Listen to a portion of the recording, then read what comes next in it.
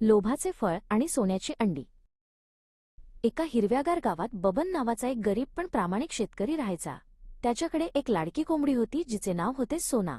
बबन आणि सोना खूप चांगले मित्र होते. बबन स्वतः उपाशी राहायचा, पण सोनाला नेहमी चांगले धान्य द्यायचा.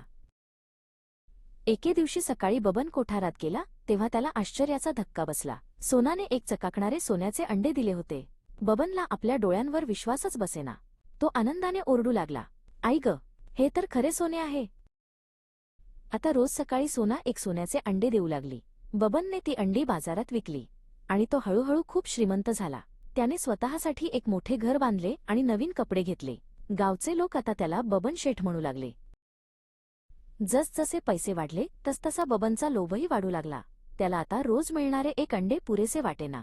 तो विचार करू लागला, जर ही कोंबडी रोज एक सोन्याचे अंडे देते तर तिच्या पोटात कितीतरी अंडी असतील. मी रोज एका अंड्याची वाट का पाहू? मी जर या कोंबडीला कापले तर मला एकाच वेळी सर्व सोन्याची अंडी मिळतील. मग मी या जगातला सर्वात श्रीमंत माणूस बनेन. असा वाईट विचार बबनच्या मनात आला. एका रात्री लोभाने आंधळा होऊन बबनने एक धारदार चाकू घेतला. तो हळूच सोनाच्या जवळ गेला.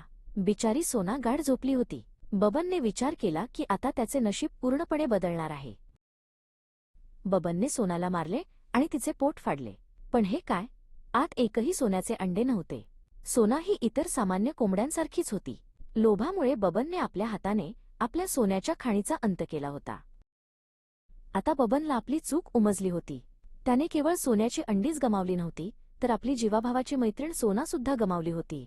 तो ढसाढसा रडू लागला, पण आता खूप उशीर झाला होता. काही दिवसांतच बबनचे सर्व पैसे संपले. तो पुन्हा गरीब झाला आणि आपल्या जुन्या झोपडीत राहू लागला. लोभामुळे मिळालेले सुख फार काळ टिकले नाही. तो आता दररोज सोनाची आठवण काढून पश्चात्ताप करत असे.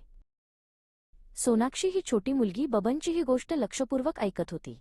बबनने तिला सांगितले, "मुली, कधीही लोभ करू नकोस. जे आपल्याकडे आहे त्यातच खरे समाधान मानावे." सोनाक्षीला समजले की समाधानातच खरे सुख असते.